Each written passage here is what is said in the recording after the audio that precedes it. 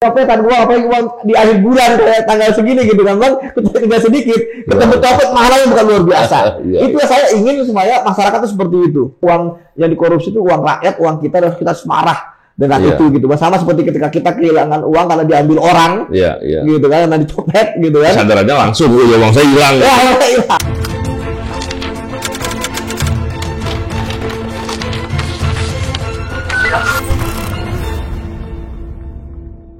Bismillahirrahmanirrahim. Assalamualaikum warahmatullahi wabarakatuh. Salam integritas anti korupsi. Salam anti korupsi. Wah, ini saya dengan Yudi Purnomo Harahap, Ketua Wadah Pegawai sepanjang masa. Nggak ada yang menggantikan. Nggak ada yang menggantikan. Atau nggak ada yang berani. Terima kasih Mas Yudi ya, atas waktunya berkenan untuk datang dan berbincang-bincang. Jadi walaupun ini hari Minggu ya, saya pikir Yudi mau datang untuk menyempatkan diri berbincang-bincang suatu hal yang seru. Banyak hal yang kita baru ngomongin nih, Yud. Betul bang. Nggak terasa, ini udah setahun dari kita berhenti dari KPK. Disingkirkan bang. Disingkirkan. Iya. Gimana tuh, Yud? Ya. Ada cerita apa nih? Banyak bang ya. Mulai dari bagaimana pekerjaan, bagaimana kemudian dinamikanya yang terjadi, apalagi kan kita solid lah 57 orang gitu kan, kemudian juga ya benar bang, ketika kita tetap berkontribusi pada negara, nggak terasa, nggak tahu udah setahun aja kan, mungkin ya, tapi banyak juga ya mungkin yang merasa ya mungkin karena nggak mengalami gitu kan, jadi terasanya ini, tapi lambat ya, tapi kalau kita kan ya cepat gitu ya, karena selama ini kan saya melihat dari 57 kita Pak Bang ya, ada beberapa hal ya. Pertama kan ada yang teman-teman bergabung dengan Polri. Ya.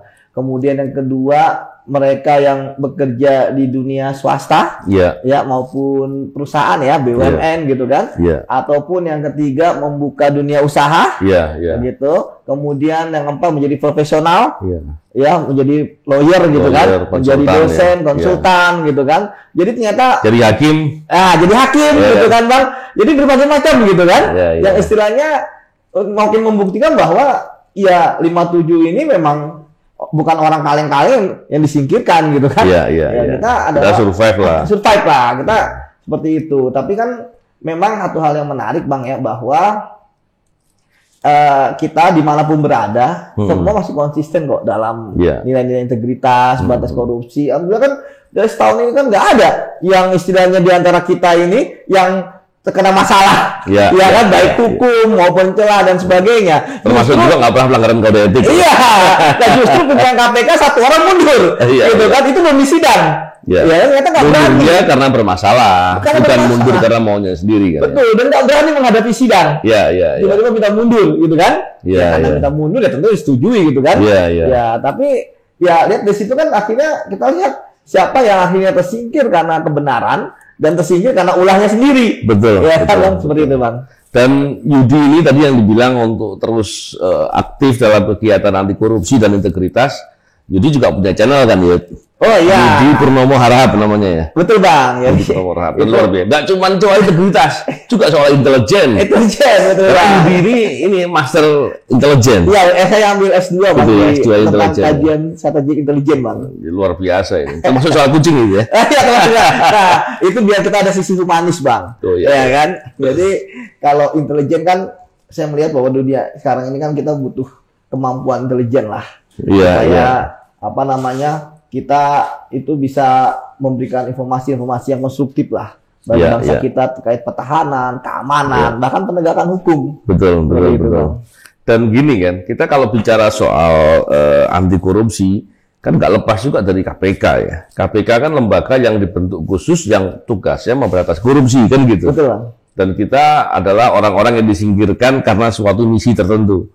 Yang pasti penyingkirannya melanggar hukum, terus manipulatif, banyak permasalahan di balik itu. Dan satu hal yang penting ya, bahwa dan ini sebagai informasi juga bahwa kami, saya Yudi dan teman-teman sampai hari ini kita masih belum belum menyerah. Betul Bang. Bahkan kita sedang mengajukan PT UN. Semoga dalam pekan depan ini ada keputusannya yang dibuat oleh pengadilan, dan kita yakin lah karena dalam proses peradilannya bukti-bukti yang kita berikan jelas, ahli-ahli, saksi-saksi menunjukkan bahwa perbuatan Firly Bahuri dan kawan-kawan itu parah dalam konteks melanggar nilai-nilai integritas, melanggar nilai-nilai hukum, dan bermasalah secara hukum administratif ataupun hukum lainnya. Jadi ini hal yang penting untuk kita perlu sampaikan. Dan seringkali saya sering ditanya sebenarnya, ya, Bang? Kenapa kok terus mau berjuang? Saya juga sering menjawab. Ya. Tapi mumpung sekarang ketemu Yudi yang jawab gantian dong. Siap. Kenapa sih kita mesti terus memperjuangkan itu? Bukankah kalau sudah sudah ada kerjaan lain atau di luar sudah, ini kan kita biarin aja lah gitu kan. Ya. Saya sering jawab sih di luar, tapi kali ini Yudi lain jawab. Aduh, saya pikir kita 11-12 lah, nggak mungkin berbeda gitu kan. Tapi kalau Yudi ada perspektif intelijennya gitu. Kalau saya melihat gini Bang ya, bahwa perjuangan yang kita lakukan kan karena memang kita disingkirkan, gitu kan. Jadi bukan karena kita keluar baik-baik, bukan karena kita keluar karena kita memang sudah waktunya kita keluar di KPK, gitu kan. Istilahnya mungkin kita akan berkontribusi tempat lain. Karena kontribusi tempat lain kan mau di KPK atau di Polri gitu kan, atau tempat lain kan yang penting untuk Indonesia gitu kan. Tetapi caranya ini Bang, gitu. Yang menurut saya sampai saat ini Bang, saya masih merasa bahwa sedikit mungkin dendam sudah inilah, tapi lupa enggak gitu kan. Kita nothing tulus gitu kan. Jadi bahwa kita apapun hasilnya kita kita akan terima gitu kan. Bagaimana, tapi kita tetap berjuang bagaimana hasil putusannya. Kalau memang nanti kita menang seperti apa gitu kan. Kalau kita kalah pun seperti apa. Yang jelas dua patokan kita yaitu Komnas HAM dan Ombudsman, hasilnya itu udah jadi dasar kita. Dan itu yang pertama. Yang kedua, kita nggak ingin membiarkan hal-hal seperti ini akan terjadi berulang berikutnya Bang. Jadi menimpa orang lain dengan begitu mudah disingkirkan. Pertama kerja belasan tahun mengabdi, bukannya koruptor yang berantas, malah para pemburu koruptor yang tangkepin. Ini berantas ini berantas. Kemudian yang terakhir bahwa ini bagi saya adalah masalah harga diri Bang. Ini penting gitu kan. Ini selain idealisme harga diri juga gitu kan. Saya nggak pernah berbuat salah dengan Anda. Apakah karena saya kritis selama di KPK, gitu kan, menjaga nilai-nilai di KPK, ya kan, mengkritisi pimpinan KPK, sehingga saya disingkirkan, gitu kan, Bang? Dan menyingkirkannya pakai cara jahat loh. Kenapa? Karena bikin stigma. Betul Bang. Dibikin seolah-olah orang yang cinta sama negaranya, yang peduli dan mau berjuang, berbakti, bahkan berkorban untuk negara, kemudian dipersepsikan musuh negara, dipersepsikan radikal, merah, tidak Pancasilais, dan tidak dibina. Itu keterlaluan betul, dan jahatnya itu yang kita nggak boleh biarkan. Satu hal yang penting sebetulnya bahwa kita selama ini di KPK itu kan dan teman-teman juga paling tidak sebagian besar lah, kalau dibilang semuanya masalahnya ada oknum-oknumnya juga kan. Betul. Kita di KPK selama ini kan betul-betul mau berjuang, bukan sekedar bekerja. Tapi pengabdian, Bang. Pengabdian. Dan itu dalam rangka memberantas korupsi. Tapi ketika kita disingkirkan, malah mereka nggak berantas korupsi itu. Mereka malah nggak sungguh-sungguh, bermasalah, main-main dan lain-lain. Hasil survei kan membuktikan kepercayaan masyarakat ya. Padahal Bang selama di tahun 2007 kita mungkin sama masuknya Bang mungkin ada bulan lagi 2007 jadi kita sudah di pimpinan jilid 1 kita mengalami dinamika pasang surut KPK cicak buaya 1, 2, 3, penangkapan abang, penyerangan abang, penganiayaan pegawai gitu kan dan lain sebagainya gitu kan, kasus-kasus besar. Yang menarik adalah kenapa kita mampu bertahan karena kepercayaan publik. Betul itu yang nggak bisa dibeli Bang. Itu yang nggak bisa direkayasa. Tapi di publik itu nggak bisa direkayasa Bang. Betapa cintanya pada KPK. Saya ingat pertama kali publik menunjukkan kecintaan kepada KPK karena serius berantas korupsi itu ketika dukungan 1 juta Facebooker Bang. Ingat Bang waktu itu waktu cicak buaya jilid 1 Bang.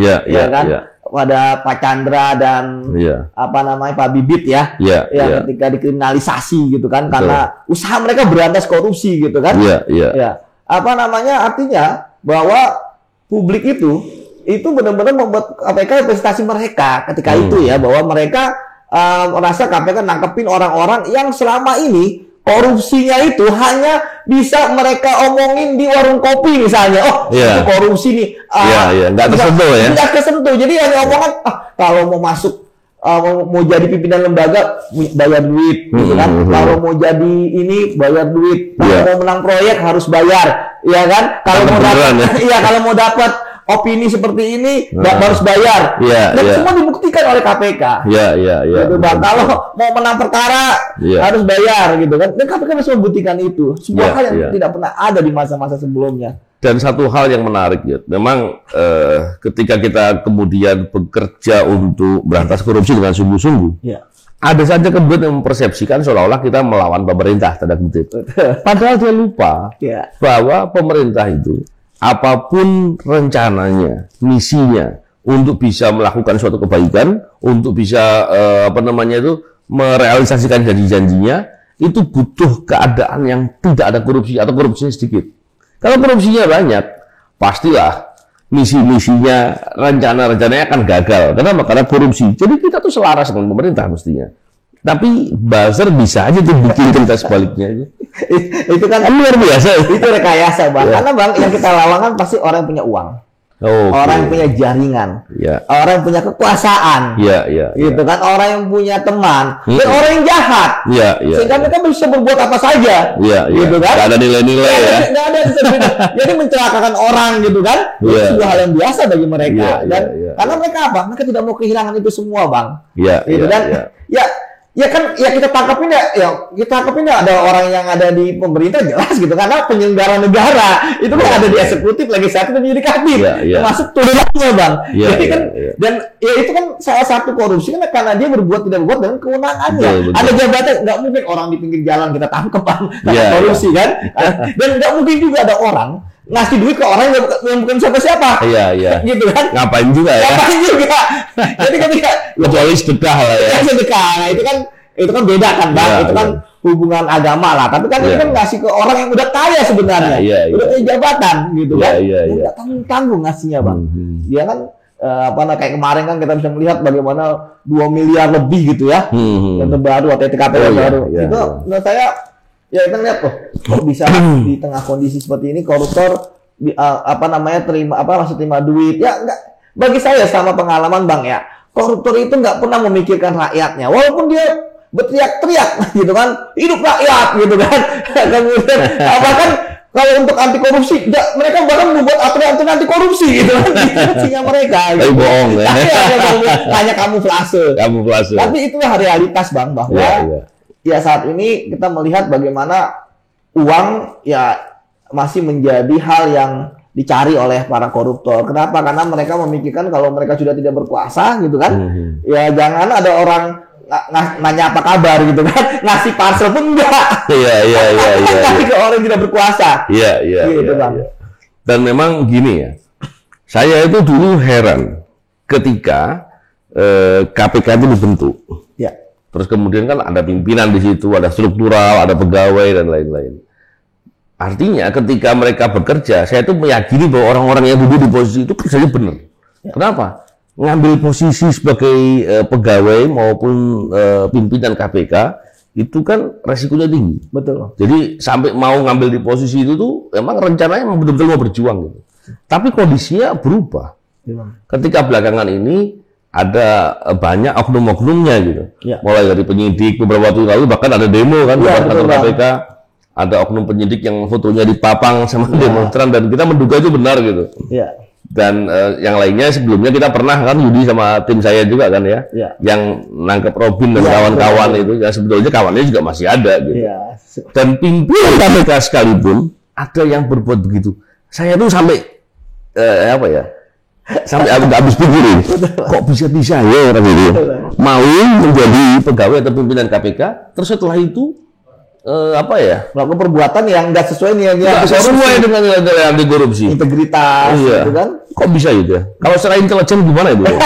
Penyusupan atau gimana? Penyurupan gitu kan?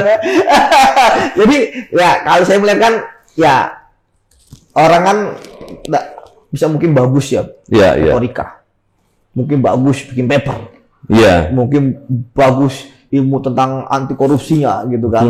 Tetapi mereka nggak punya yang apa namanya nilai-nilai gitu kan, menerapkan nilai-nilai. Artinya mereka belum selesai dengan dirinya sendiri, Bang. Ngapain sih lu sampai kemarin kan yang kita tangani itu kan, Bang ya, kita ketemukan itu yang sekarang sudah di pengadilan gitu ya. Betul. Itu hampir apa namanya dapetin miliar-miliar buat apa gitu kan, Bang?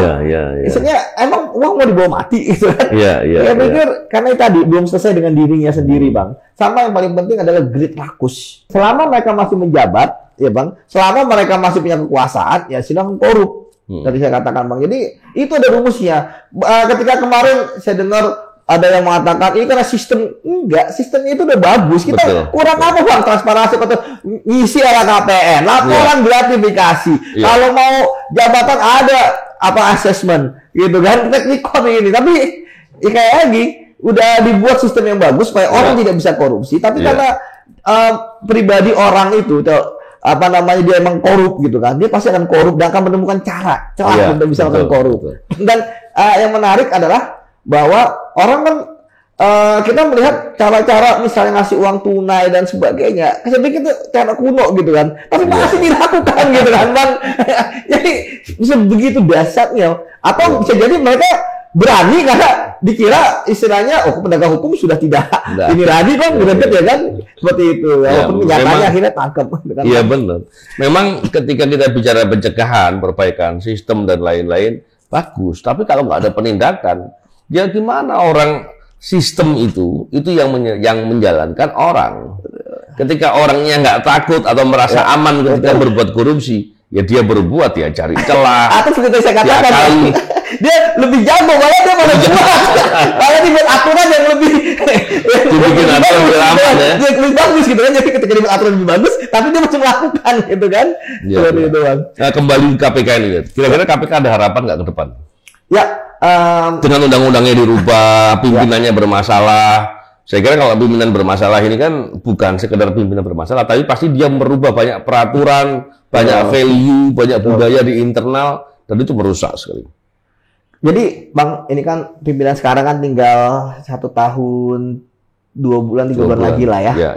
Artinya sampai Desember 2023, tapi kan sebelum itu kan pansel sudah pasti akan dibentuk ya. Kira-kira 6 bulan sebelumnya lah, karena prosesnya panjang. Nah, saya sih berkaca pengalaman kita yang sebelum disingkirkan, berarti kita kan 2019, kita singkirkan 2021 lah, sampai 1,5 tahun.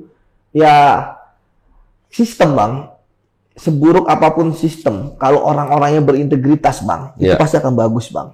Kita dikebiri dengan revisi undang-undang, tapi karena kita masih di sana dan kita berhasil, Bang, apa namanya mampu untuk bisa beradaptasi, gitu kan, walaupun nangkep juga masih nangkep juga menteri malah, Bang, ya kan, ya walaupun juga pengembangannya kita belum jelas juga nih kan, jalan gitu kan, tapi ya setidaknya bahwa di situ saya belajar teori bahwa sistem yang buruk asalkan orangnya berintegritas itu masih bisa, yang penting ada masih bisa, walaupun idealnya kan sistem bagus ya, seperti dulu gitu kan, dan orangnya bagus gitu kan. Nah, yang berbahaya adalah sistem bagus, orangnya buruk.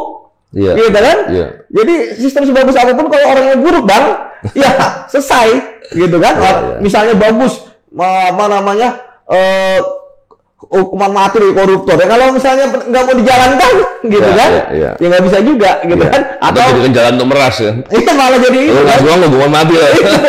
Harus jadi seperti itu, Bang. Jadi sekali lagi memang integritas itu ya harga mati kalau saya bilang bagi seorang penegak hukum. Kalau enggak, ya akan bermain perkara gitu kan. Kemudian akan apa namanya, ya akan tuntas hanya lapisan kulitnya aja gitu kan, nggak sampai ke dalamnya gitu kan, seperti itu, Bang. Jadi faktor orang itu paling penting mestinya ya. Yang paling penting. Kalau menurut saya, Bang, ya. Karena sistem baik ya pasti akan jauh lebih baik. Sistemnya buruk, orangnya baik masih mending lah. Masih dia akan membuat sistem yang baik juga perbaiki. Tapi kalau orangnya so-so aja, biasa-biasa aja, apalagi buruk, sistemnya buruk ya bablas ya. Berbuat semua. Jadi memang penting juga nih tahun depan ketika ada pansel pimpinan KPK, kita masyarakat penting juga nih nanti kita memberikan perhatian atau mengkritisi sekaligus memberikan masukan-masukan gitu ya. Betul Bang. Jadi kita berkaca lah dari pimpinan jilid ini gitu kan.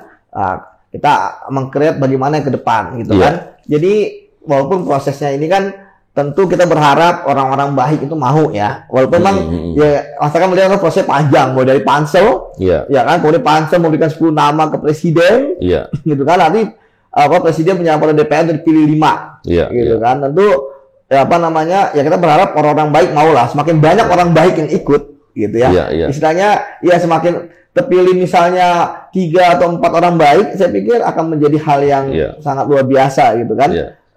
Dan kita perlu ingat juga bahwa mendukung KPK untuk bisa memberantas korupsi dengan benar, dengan baik dan efektif itu prosesnya panjang yang sudah kita lakukan. Bahkan kita ingat waktu demo soal revisi undang-undang KPK itu korbannya juga banyak dari mahasiswa dan kalangan masyarakat lainnya yang mendukung untuk jangan sampai ada pelemahan KPK. Dan akhirnya terjadi juga gitu kan. Jadi selaras dengan itu, kita juga tahu praktek korupsi yang terjadi itu dampak kerugian buat kita, buat masyarakat, itu juga terjadinya besar, baik yang terjadi sekarang maupun yang akan datang. Betul Bang. Kan gitu. Artinya memperjuangkan itu penting sekali. Betul ya? Betul Bang. Karena gini, saya selalu dalam setiap ketika saya menyampaikan kepada masyarakat tentang anti korupsi ya, saya menyatakan bahwa kita harus sadar bahwa uang yang dirampok itu uang negara. Betul. Iya kan? Kemudian suap yang diberikan itu nanti suap itu akan merusak tatanan negara.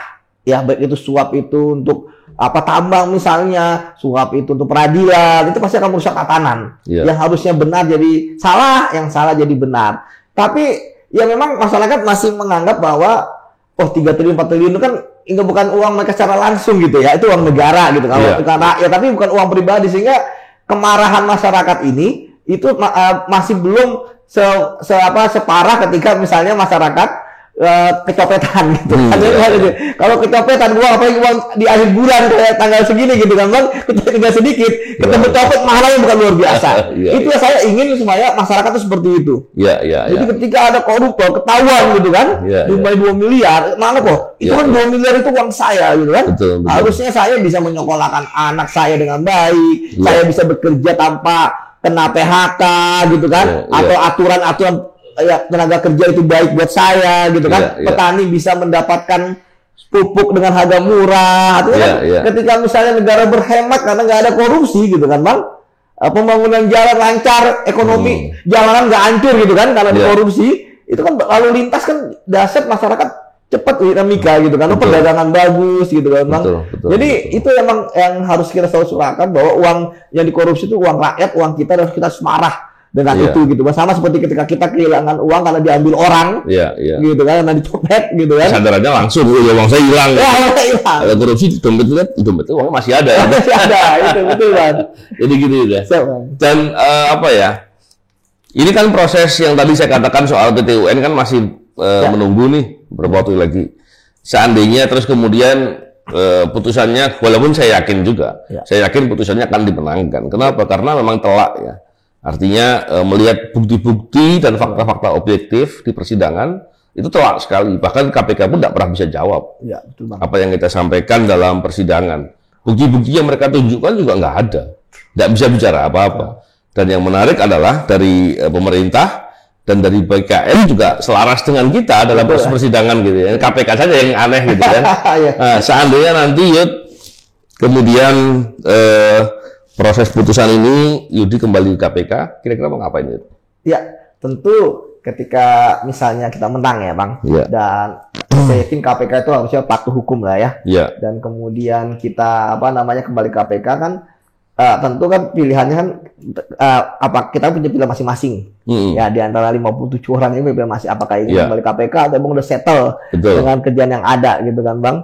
Dan tapi yang bagi saya yang penting adalah bagaimana itu dulu menang dulu, sehingga ketika menang akan semakin membuat apa namanya penyingkiran ini adalah upaya untuk melemahkan pemberantasan korupsi. Iya. Dan tidak jadi lagi di kemudian hari ya. Ya, kemudian terus satu hal pasti Bang ya, kenapa sih kita perjuangkan itu di PT UN? Karena pengadilan kita bisa membuka semua Bang. Kemarin dari akhirnya terbuka fakta-fakta yang nggak bisa kita buka dengan hanya ini itu dan sebagainya, dan kita bakal bertanya langsung dengan kontak itu Bang, baik dari KPK, BKN gitu kan, gitu kan. Jadi kita bisa apa namanya bisa bertanya langsung gitu kan.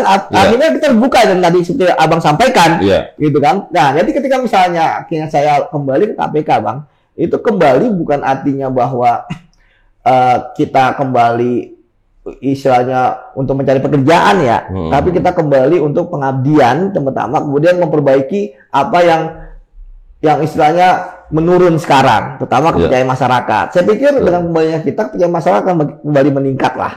Nah, walaupun dengan begitu ketika kembali, tentu kita harus kerja lebih keras, gitu kan.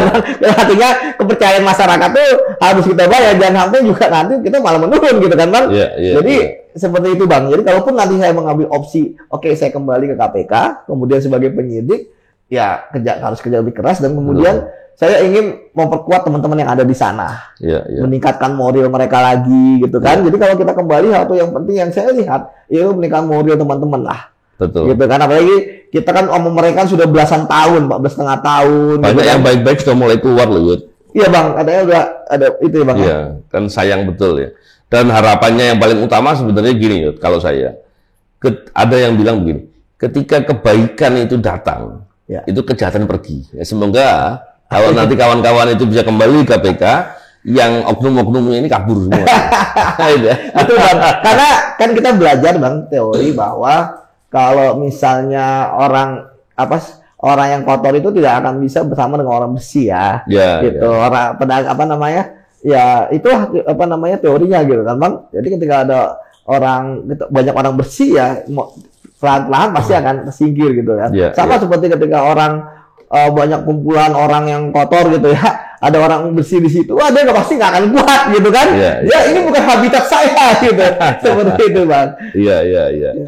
Ya, semoga nanti bisa berjalan. Amin. Dan satu hal lagi, tanggal 30 September Bang, IM 57 akan menyelenggarakan acara peluncuran buku ya. Betul Bang. Judulnya apa? Perlawanan sehormat-hormatnya. Perlawanan sehormat-hormatnya. Itu buku itu launching tanggal 30. Sekaligus memperingati 1 tahun kita disingkirkan boleh dibilang ya dari KPK, dan juga memberikan penghormatan kepada pihak-pihak yang menjadi korban akibat ketika dalam proses memperjuangkan kepentingan KPK atau kepentingan memberantas korupsi. Semoga nanti kita bisa lihat, dan mungkin kita bisa juga siarkan beberapa ini ya kegiatan-kegiatannya. Apakah nanti bisa live apa enggak kan saya belum tahu ya. Semoga aja nanti bisa betul, ada update lah yang kita sampaikan. Dan satu lagi yang penting juga ini, semoga nanti Yudi bisa membangun semangat wadah pegawai KPK yang luar biasa itu, ya kan? Untuk terus peduli dan menjadi wadah bersama-sama untuk kepentingan semangat pemberantasan korupsi. Oke, terima kasih. Saya pikir itu diskusi yang menarik sekali. Nanti beberapa hal kita bisa update kembali. Betul Bang, siap. Luar biasa. Oke, terima kasih. Salam integritas anti korupsi. Salam.